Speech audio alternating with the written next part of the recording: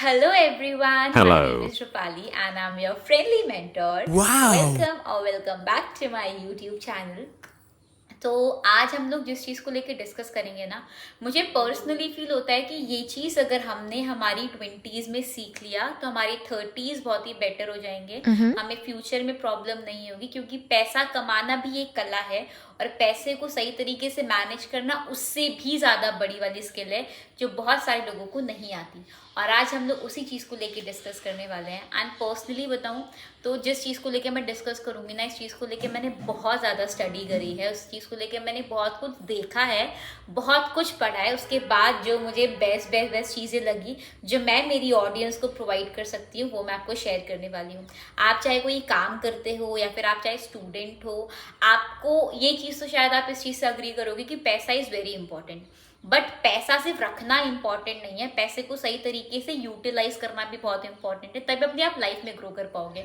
और आज हम लोग कुछ ऐसे ही टिप्स, आज हम लोग कुछ ऐसे ही ट्रिक्स को लेकर डिस्कस करने वाले हैं जो आपके लिए हेल्पफुल रहेगा, ताकि आप पैसे को सही तरीके से यूज भी कर सको और पैसे को सही तरीके से सेव भी कर सको। तो यस, वीडियो को स्टार्ट करते हैं।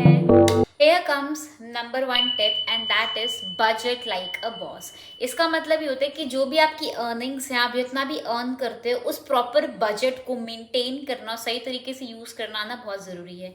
मैं आपको सबसे अच्छी ट्रिक बताऊं, 50% आप अपनी नीड्स के लिए रखो, ठीक है, जो बहुत ज़रूरी नीड्स के लिए रखो। 30% आप अपनी वॉन्ट्स के लिए रखो और 20% की आप सेविंग करना स्टार्ट कर दो। और मैं ये चीज़ लिख कर दे सकती हूँ, ठीक है। आप जो सेविंग्स करना शुरू करेंगे फ्यूचर में आपके लिए बहुत ज़्यादा हेल्पफुल रहेगा। तो ये क्राइटेरिया है, और जो मुझे पर्सनली बहुत अच्छा लगा कि हम एक्चुअली 50-30-20 के रूल को अप्लाई करके अपने अर्निंग्स को सही तरीके से यूटिलाइज कर सकते हैं। अब आती है हमारी सेकेंड टिप, जिसको बोलते हैं इमरजेंसी फंड। हमें नहीं पता कि हमारी लाइफ में प्रॉब्लम्स कब आ जाए, हमें नहीं पता कि कब कोई ऐसी इमरजेंसी आ जाए, हमें नहीं पता कभी कोई ऐसी सिचुएशन आ जाए कि हमें किसी के सामने हाथ फैलाने पड़े। और मेरे पापा ये चीज़ हमेशा बोलते हैं कि पैसों के मामले में आप किसी पर ट्रस्ट नहीं कर सकते, चाहे वो आपका कोई रिलेटिव हो, चाहे फिर वो आपका कोई दोस्त हो, फिर आपका चाहे कोई भी इंसान हो, क्योंकि पैसा लोगों की असलियत दिखा देता है। यस, ठीक है। तो यहाँ पे मैं सबसे बेस्ट चीज़ बताना चाहूँगी कि इमरजेंसी फंड्स को आप यूटिलाइज कर सकते हैं। इसका मतलब ये कि आप अपने फंड्स करना शुरू करो, आप फंड इकट्ठा करना स्टार्ट करो, आप पैसे मैनेज करना स्टार्ट करो इस तरीके से कि अगर फ्यूचर में कल को आपके पास कोई इमरजेंसी आती भी है तो कुछ ना कुछ अमाउंट आपके पास हो जो आप अपने लिए इमरजेंसी टाइम पे यूज़ कर सको। तो आपको लोगों के सामने हाथ भी नहीं फैलाने पड़ेंगे, प्लस आपको पीस ऑफ माइंड मिलेगा, विच इज़ वेरी इंपॉर्टेंट। मैं आपको सबसे अच्छा तरीका बताऊँ, फॉर एग्जाम्पल मानो कि आप महीने का 15,000 रुपये कमाते हो, ठीक है। आप ट्राई करो कि 15,000 में से आप कम से कम महीने का 2,000, 3,000, 4,000 रुपये आप बचा सको। और वो हर महीने अगर आप 4,000, 4,000, 4,000 बचाना शुरू कर दोगे तो आप साल के एंड में देखोगे कि आपने एक्चुअली डिसेंट अमाउंट आपने अरेंज कर लिया जो आप फ्यूचर में हेल्प कर सकते हो किसी और की, या आप अपने लिए, अपनी फैमिली के लिए आप यूज़ कर सकते हो, which is a nice trick guys। comes the third tip, और मुझे ना पर्सनली ये टिप बहुत अच्छी लगी क्योंकि मुझे इस चीज़ के बारे में नहीं पता था।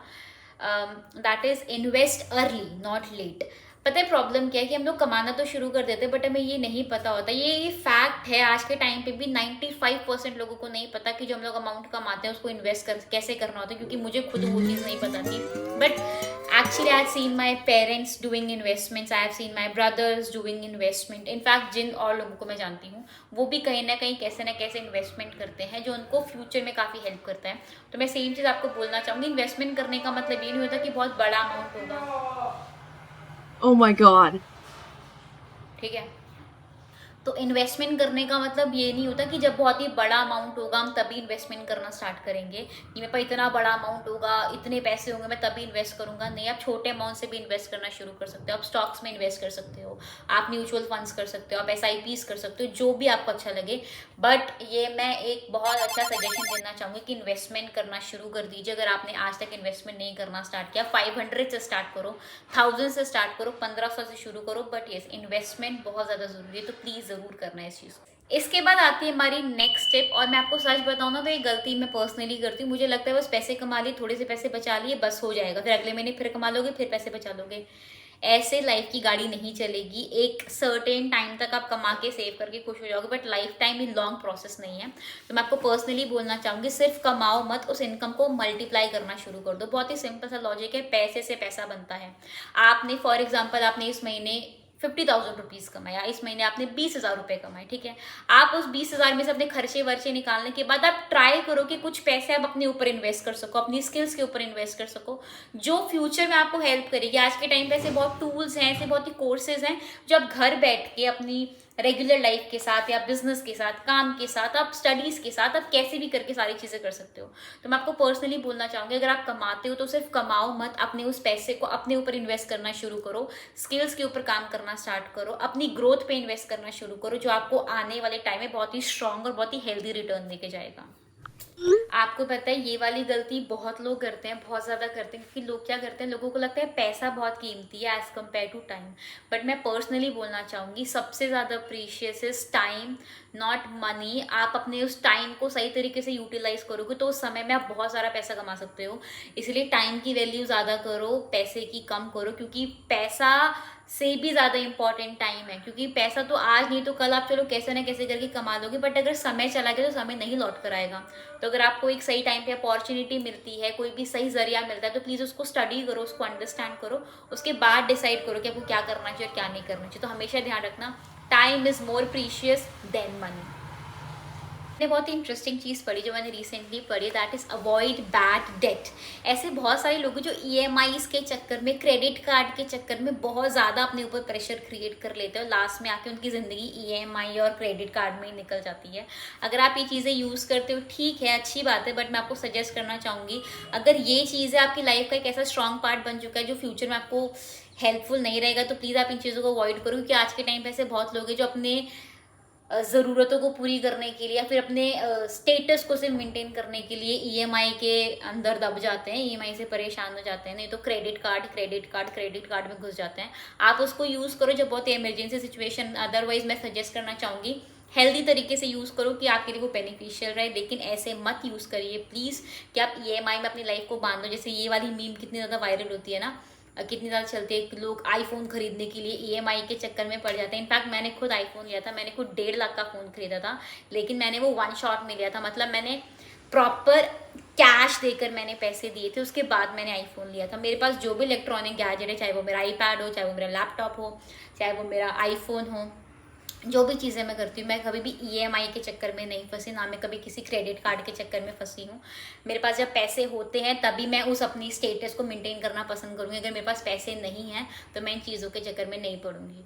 और सेम मैं आपको एक हेल्दी एडवाइस देना चाहूँगी, अगर आपकी पॉकेट अलाउ कर दिया आप उस चीज़ को करो, नहीं तो सिर्फ सोसाइटी में रहना है तो वो स्टेटस मेंटेन करना पड़ेगा। और उस स्टेटस को मेंटेन करने के लिए अगर आप उस बोझ में घुसते जा रहे हो तो आप अच्छा काम नहीं कर रहे, आप अपने लिए ही प्रॉब्लम क्रिएट कर रहे हो। तो यस, मैं सजेस्ट करना चाहूँगी प्लीज़ ऐसे बैड डेट से आप लोग जितना ज़्यादा बच के रहेंगे आपके लिए हेल्पफुल रहेगा। सो यस, अब ना मैं आपको सबसे अच्छी बात बताना चाहूँगी, एंड दैट इज़ कि आज के टाइम पे ना ऑनलाइन बहुत सारी चीज़ें अवेलेबल है कि आप ऑनलाइन भी कैसे मल्टीपल सोर्स ऑफ इनकम को बिल्ड कर सकते हो। अगर आपको इन चीज़ों के बारे में नहीं पता तो मैं आपको पर्सनली बोलना चाहूँगी आप इसके बारे में स्टडी करो, क्योंकि एक्चुअली में ऑनलाइन एक बहुत ही स्ट्रॉन्ग मीडियम है जहाँ से आप एक अच्छी खासी इनकम को जनरेट कर सकते हो। तो आप AI टूल्स के बारे में स्टडी करिए, आप डिजिटल इन्वेस्टमेंट्स के बारे में स्टडी करिए, ऑनलाइन बिजनेसेस के बारे में स्टडी करो, तो आपको बहुत हेल्प करेगा। और लास्ट में ना मैं आपको मेरे एंड से एक अच्छी टिप देना चाहूँगी, और वो मैं यही बोलना चाहूँगी कि पैसा कमाना इज़ अ गुड साइन। पैसा कमाना is not actually success, but पैसे को सही तरीके से मैनेज करना इज़ लिटरली सक्सेस। इसीलिए बोला जाता है कि आप फाइनेंशियल गोल्स सेट करो। फाइनेंशियल गोल्स का मतलब होता है कि आप कितना कमाना चाहते हो, आप उस पैसे को किस तरीके से स्पेंड करना चाहते हो, उस पैसे को किस तरीके से सेव करना चाहते हो, ताकि आपकी भी लाइफ में प्रॉब्लम ना हो और आपकी जो चाहते हैं आप उन्हें भी फुलफिल कर सको। और मेरा तो पर्सनली मानना है, काफ़ी लोग होते हैं जो उधारी की ज़िंदगी जीना पसंद करते हैं, लेकिन मेरा यहाँ पे पर्सनली मानना है कि उधारी की ज़िंदगी से आप जितना ज़्यादा हो सके उतना ज़्यादा बचो, क्योंकि उधारी की ज़िंदगी लिटरली एक बोझ की तरह काम करती है, आपको खुशी कभी भी नहीं देगी। आज आपने कहीं से उधार लेके अपनी नीड्स को फुलफिल कर लोगे, कुछ खरीदना है खरीद लोगे, लेकिन कल को उधारी को चुकानी भी पड़ेगी, जो लिटरली एक बहुत बड़ा प्रेशर होता है। तो आप जितना अर्न करते हो, जितना भी एम्पल अमाउंट आप अर्न करते हो, उस अमाउंट के अकॉर्डिंग अपनी लाइफ को जीना शुरू करो, उसी अमाउंट के अकॉर्डिंग आप चीज़ें सेव करना शुरू करो। और अगर आप मल्टीपल सोर्स ऑफ इनकम को जनरेट करना चाहते हो, तो आज के टाइम पे जो इतनी ट्रेंडिंग चीज़ें हैं, online business, work from home, social media से अर्निंग करना, डिजिटल इन्वेस्टमेंट्स, AI टूल्स को स्टडी करना, आप इन चीज़ों में इन्वॉल्व हो, आपको बहुत हेल्प करेगा। आप इसमें पार्ट टाइम के तौर पे भी काम सीखना शुरू कर सकते हैं, आप फुल टाइम के तौर पे भी कर सकते हो, क्योंकि ये स्टूडेंट के लिए भी अच्छा है, हाउसवाइफ के लिए अच्छा है, एम्प्लॉय के लिए भी अच्छा है। और मैं खुद एक ऑनलाइन बिजनेस करती हूँ, तो मैं आपको सेम चीज़ें सजेस्ट करना चाहूँगी। और ये जब चीज़ें मैंने पर्सनली सीखी, तो मुझे लगा ये चीज़ें मुझे आपके साथ भी डिस्कस करनी, आपके साथ भी शेयर करनी, क्योंकि मुझे लगता है मेरी तरह से बहुत नमूने होंगे जो कमाते तो होंगे, बट उनको नहीं पता होगा कि पैसे को सही तरीके से यूटिलाइज कैसे करना है। और जब ये सारी चीज़ें मैंने देखी और सुनी, तो मुझे लगा कि मैं भी इन चीज़ों को अप्लाई करूँगी, ताकि मैं कमाऊँ भी, अपनी लाइफ की नीड और वांट्स को भी फुलफिल कर सकूं, प्लस मैं सेविंग भी कर सकूं। तो ये कुछ चीज़ें जो मैं 100% अप्लाई करने वाली। अगर आपको अच्छा लगे तो कमेंट सेक्शन में ज़रूर बताना कि आपको ये वीडियो कितनी रिलेटेबल लगी और आपके लिए वीडियो कितनी मीनिंगफुल रही। और मैं आपसे मिलूंगी नेक्स्ट वीडियो में। Till then thank you so much for watching this video. अगर आपने लास्ट तक देखी और अगर आप मेरे चैनल पे फर्स्ट टाइम आए हो, तो प्लीज़ मेरे चैनल को सब्सक्राइब ज़रूर करना, क्योंकि आपका एक subscribe means world to me. Thank you so much.